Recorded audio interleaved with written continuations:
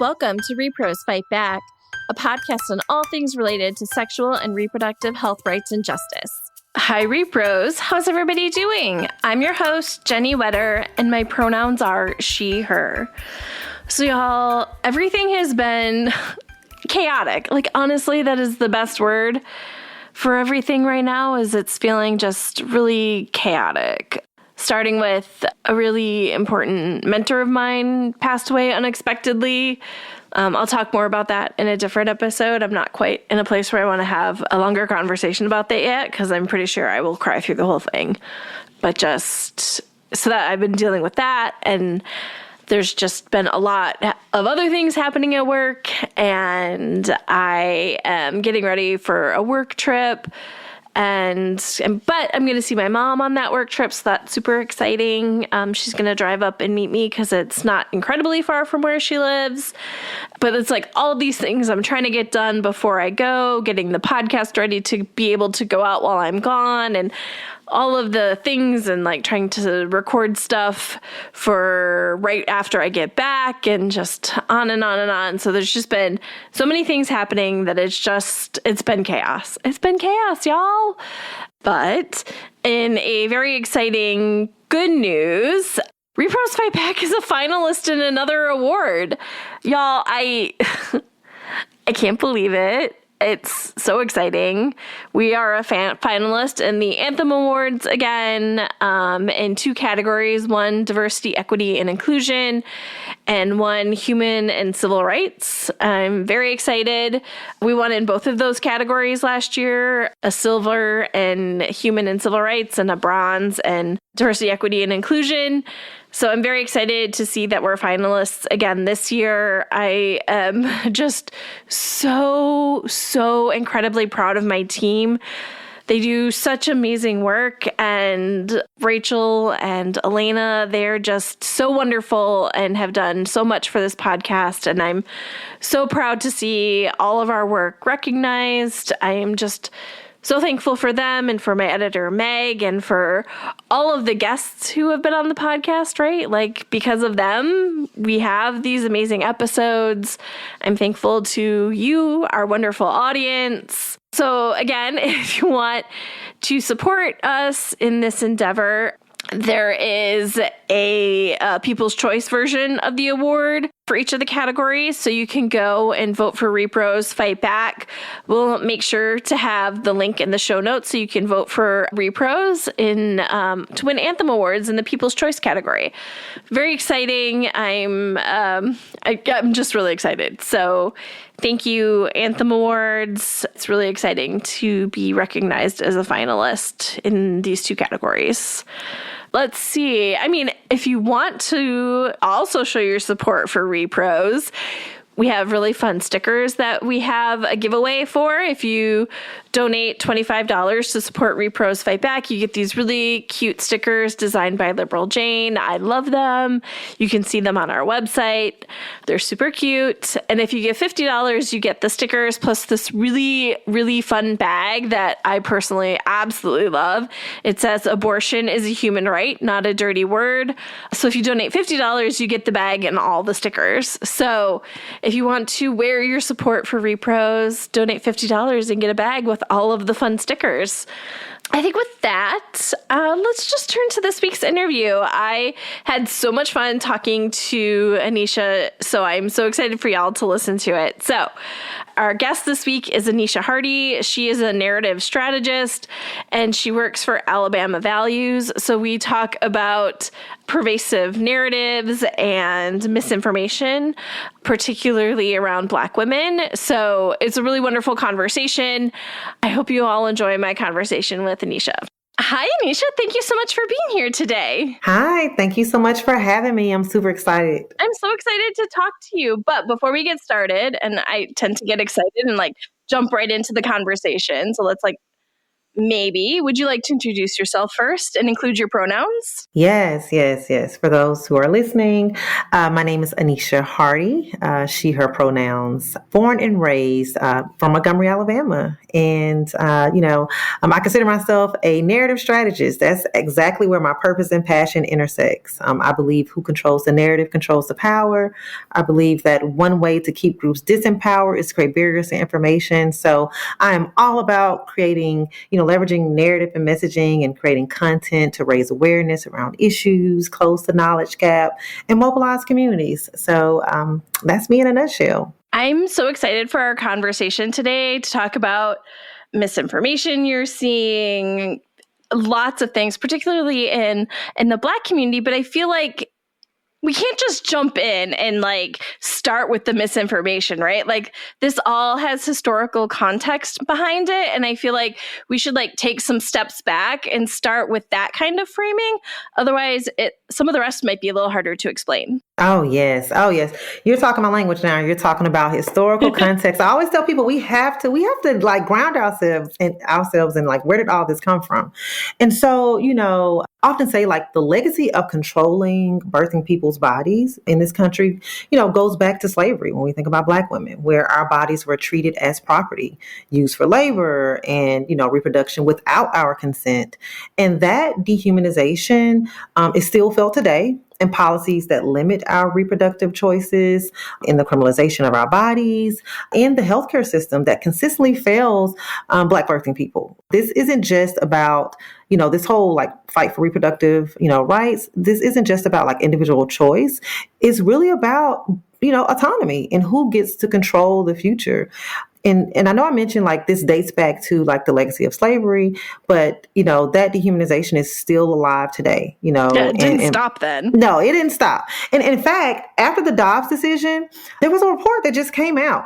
After the Dobbs, decision, Alabama led the nation in prosecuting pregnant people for pregnancy outcomes like miscarriages, substance abuse, or birth, related issues. Nearly half of the criminal charges filed nationally came from Alabama alone. And this report is from the Pregnancy Justice. It's a nonprofit based in New York City. And it estimated that there were at least 210 prosecutions related to conduct, associated with pregnancy, like pregnancy loss or birth nationwide. And Alabama, was the leading state in that, with 104 of those cases, coming from, Alabama. But I do want to say, that this history doesn't really, it isn't just about Black birthing people, other birthing people of color, Indigenous, Hispanic, Asian birthing people have also long faced, reproductive violence. That's what we're going to call it, and control in the form of forced sterilization, of course, family planning programs and, and restricted access to reproductive health services. For example, Indigenous birthing people were sterilized without consent. In government programs in the 1970s, and Hispanic birthing people have, been subject to similar abuses in the U.S. and, and across, Latin America. Also, Asian immigrant birthing people in detention centers have also reported, being sterilized against their will. And people with disabilities. I mean, Buck B. Veldt. Yes. Oh, let's not get into eugenics. I'm going to get there too. And the common thread across these abuses is that, our bodies have been seen as something to control, regulate, and exploit. And, and this is all rooted in systems of white supremacy and male patriarchal structures that view, birthing people as less deserving of autonomy and freedom. So, I think we can all agree that our reproductive decisions have been tied to social and political agendas throughout time.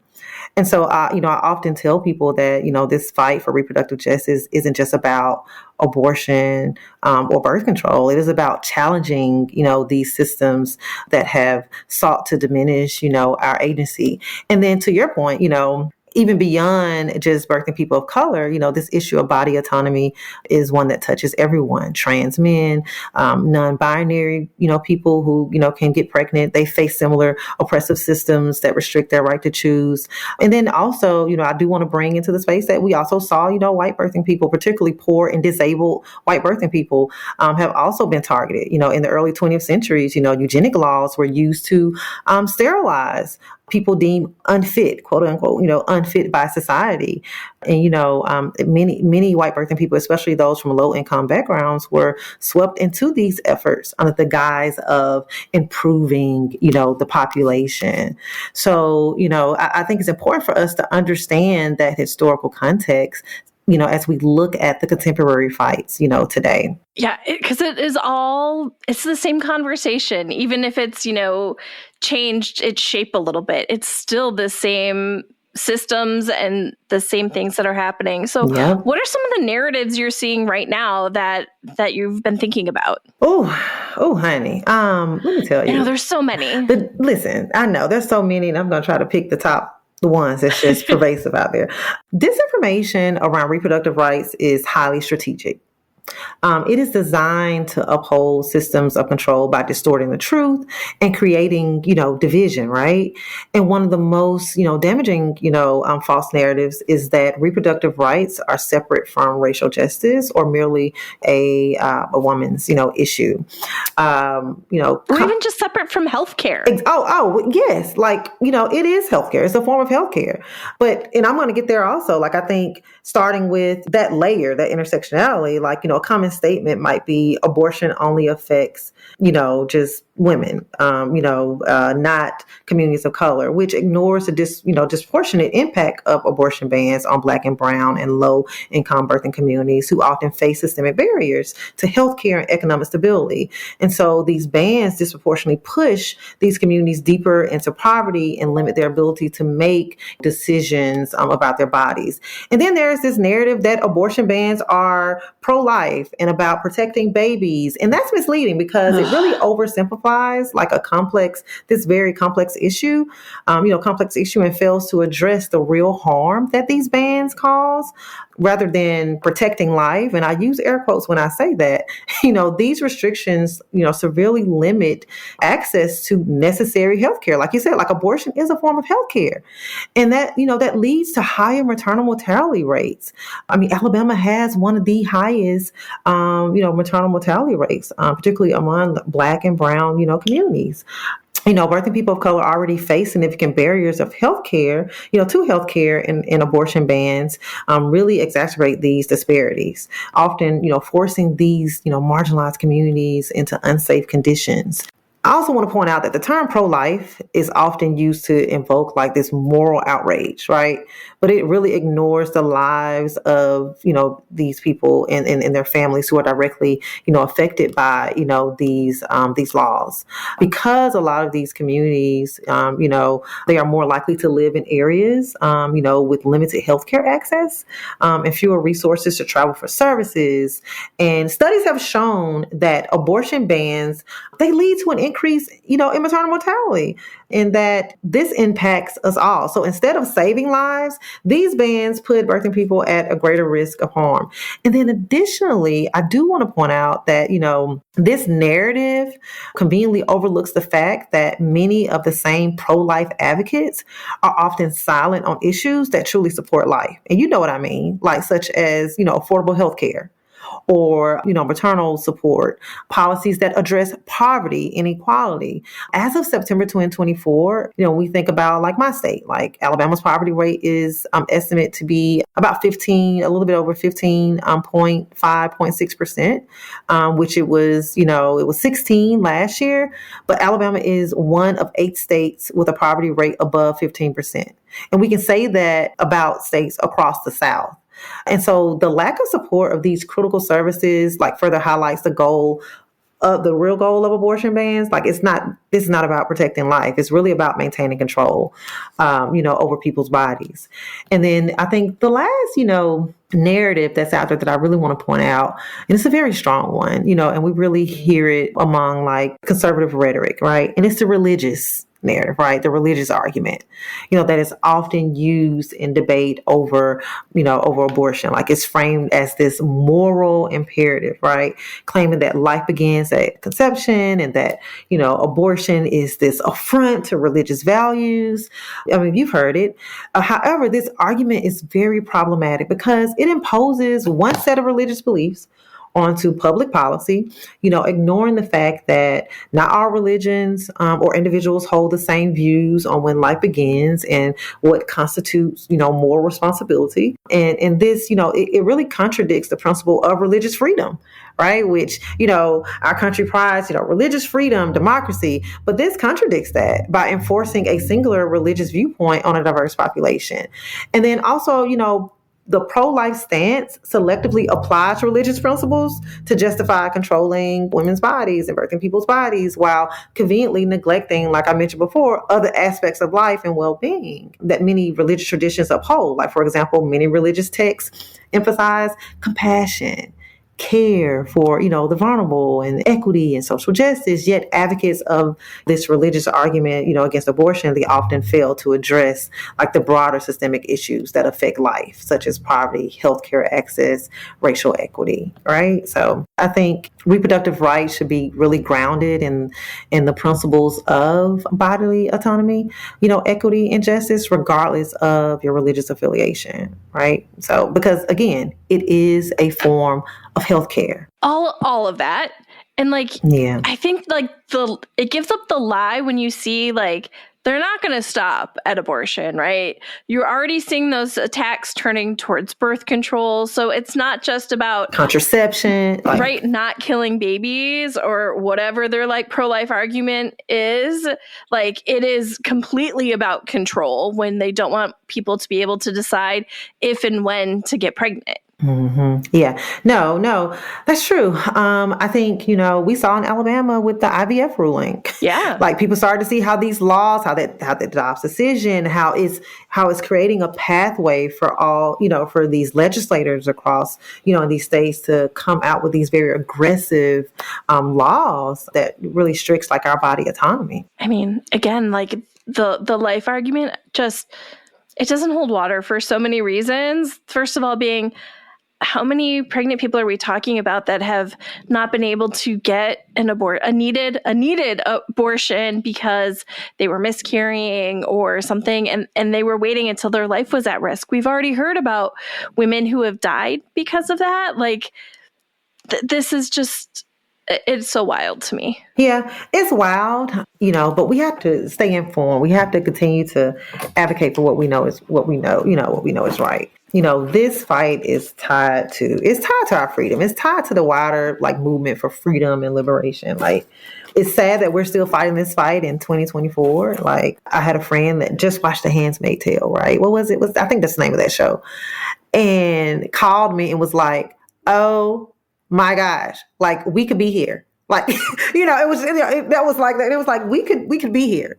Just how things are going. And Margaret Atwood was clear when she wrote the book, this was based on things that were already happening, right? That was what inspired her, was things that had already taken place. Yeah, let's speak more about how all of this is part of the bigger fight for liberation and social justice. I think, again, part of that argument of trying to silo off abortion and repro as separate makes some people miss this part where this is part of this broader fight. No, but you are absolutely right. Body autonomy is freedom. It is the ability to decide what happens to your body, your future, your life.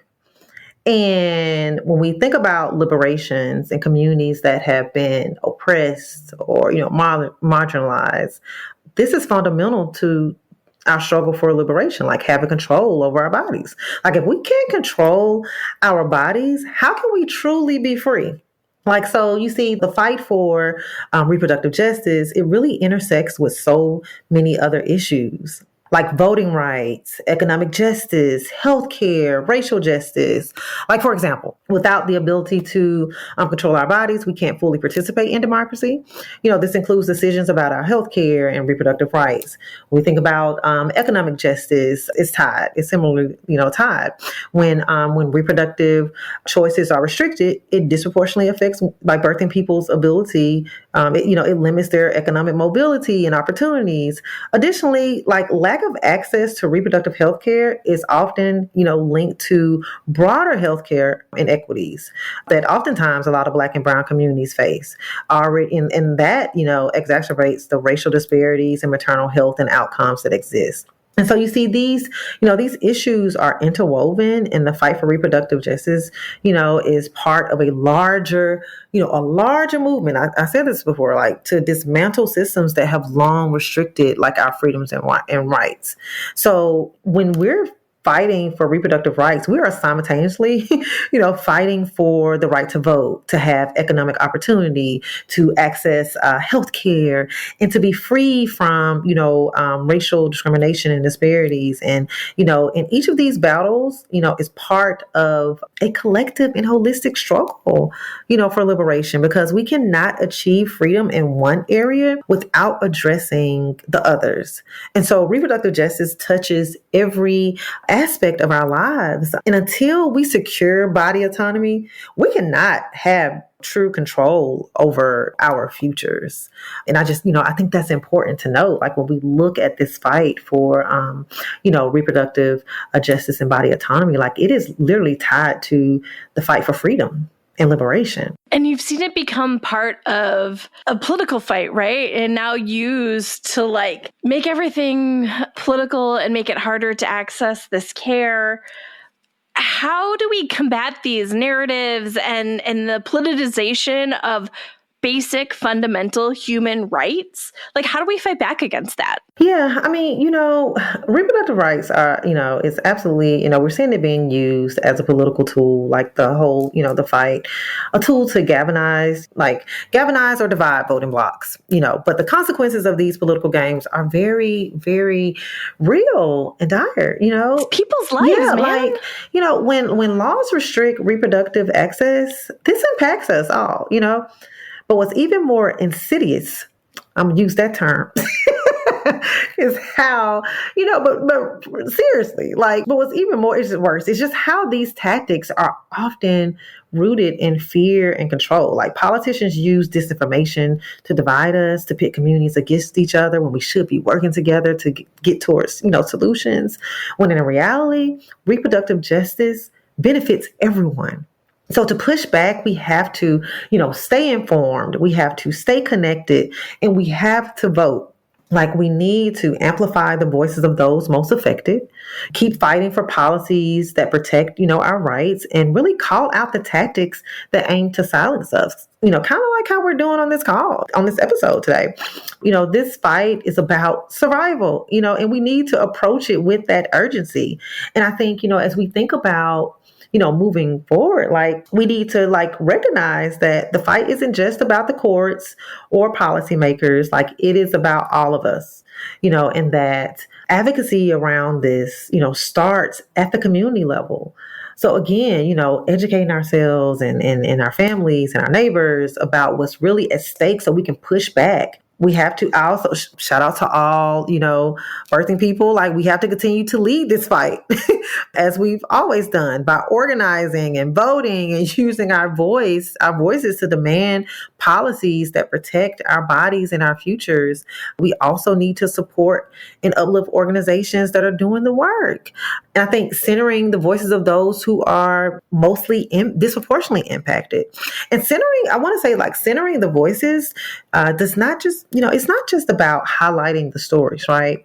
But making sure that those voices are at the decision-making table. And from the beginning, right? Don't bring them in and hey, this is our plan. Is it okay? Does this look good to you? We're good. Okay, we consulted.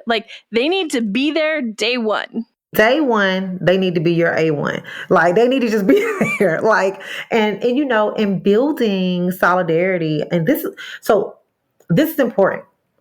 And I think, building solidarity across racial and social economic lines is going to be essential to dismantling these like interconnected systems of control. And that's important in this fight. And so again, like, the path ahead really includes pushing for policies that protect like our body autonomy, like for everyone, regardless of race, gender, identity or income. Like we have to support, legislation or do education around, policies that ensure access to healthcare, including reproductive services. Because as we said before, abortion is a form of what? Healthcare. Let's say it all together. Like this is healthcare.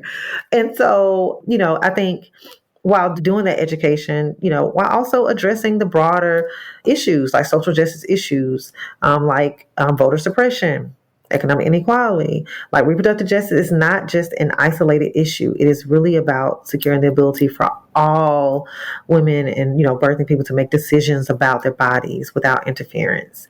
And so I think, I'm really happy that we're having this discussion because, myself, being the executive director of a grassroots communications organization that, launches, narrative campaigns. We have one called It's My Body, Period. Where, it's a narrative campaign centered around leveraging art, culture, and content to really shift the pervasive narratives that are out there around, this reproductive justice fight. And to also, because we know this is a very touchy subject for some, to create an on-ramp for folks who might not see themselves involved in the fight. So we use like art, we use culture, community conversations, peer-to-peer discussions to really stir up public discourse around this. I can remember we had an artivism event that was centered around the repro fight. It was like an art pop-up, and it was art that dealt with the issue. And I never forget, it was an older couple that came up to me and said, I saw the promo for this event, and we thought we were just coming to, we thought we were coming to a community art exhibit and we're going to have like heavy hors d'oeuvres and music and talk. And, so we thought this looked like a cool event to come to. But when we came and we saw the art, then we started hearing, the topics that, on the panel or the fireside chat, we realized that, oh, wait, this is a community education event. And then she held my hand and she said, keep doing them like this. She said, I never would have come if you had told me. She said, just keep doing them like this. She said, when you got me in here, she said, you got me in here. And when you got me in here, I learned some things. And she said, some things that I'm going to take back and have discussions with, my circles about. And that's really what it was about. That was the goal for the event. And so I give that example to say that we all can have these kitchen table conversations, these nail salon conversations. Yes. Even men, like you all can have these conversations because this fight impacts you too. So, I just, I want to encourage those to let's get out and raise awareness. Let's push back at some of, this disinfo, misinfo, these myths that are out here. And just remember that this fight is attached to liberation. It's attached to our freedom. It's attached to collective liberation. We use that term and say, when one has an issue, we all have an issue and no one's free till everyone is free. And you may notice that I really approach, my work and a lot of the work I do through the framing of Black liberation, because, when we say no one's free until we're all free, I often say that we all won't be free until Black folks are free. And the reason I say that is because of this country's roots in history and anti-Blackness. And a lot of those tactics are interwoven into all of our social institutions. And those same tactics are now being used to oppress and marginalize other groups, right? And so we have to address these root issues. And that's why I kind of look at this work through that Black liberation framework, because I'm able to identify, going back to how we started the discussion, the historical context and the legacy that a lot of these tactics are rooted in. I really love that you brought up having like the kitchen table conversation and like the art exhibit as like ways to bring people in. There are people whose minds we may never change, right? And like that's fine. But there are people who are not as steeped in this as we are. And so they just hear there should be a 24-hour waiting period before you can get an abortion, and think, well, I mean, that seems reasonable, but don't know all of the details. So like you start to have a conversation with those people and explain what that really means in terms of people's lives. And you can change minds because they haven't had to think about it in that more nuanced way, because this isn't their day to day. They're just trying to live their lives and get by every day. And so those simple, basic conversations can do so much. Oh my gosh, yes. Like meeting people where they are, and even when you talk about just even the example that you used, like I know we just remember Amber Nicole, Thurman. Yeah. Like whose death was preventable, like completely preventable. 28 years old, died after being denied treatment for 24 hours due to Georgia's strict abortion laws. The state of Georgia has a 6-week abortion ban that prevented Thurman from being able to access abortion care in her state. So 6 weeks is early. It's before, 6 weeks. It's before many even realize that they are pregnant. And due to Georgia's laws, she was forced to make a journey across state lines to access care, and in North Carolina was able to have a medication abortion and return home. But unfortunately, she was, one of those rare cases, where complications where she didn't expel all the fetal tissue. So she eventually, sought treatment at Piedmont Henry Hospital, but in Georgia. But however, due to, like I said, Georgia's strict abortion laws, doctors did not proceed with a dilation and cutterage, which is commonly known as a DNC. And for those who might not know what that is, a DNC is a procedure to remove tissue from inside your uterus. And so instead, doctors waited for 20 hours to operate. And while they monitored Thurman's infection, during which that time, her blood pressure dropped, her organs failed. And so pretty much doctors watched her die. And the blame begins, with the politicians and forced birth groups who created these policies and these barriers. But however, this was a lot. You had hospitals, you had doctors who take an oath to protect life first. But, in this case, because of this ban and because, just the chilling climate that is set, we saw a hospital who chose to protect, whether it be their profit over patients or who just really felt like hands were tied. But the death was unpreventable. So when you think about, when we say abortion is a form of healthcare, because of this law, literally, they watched her die in a hospital where we should be able to access care.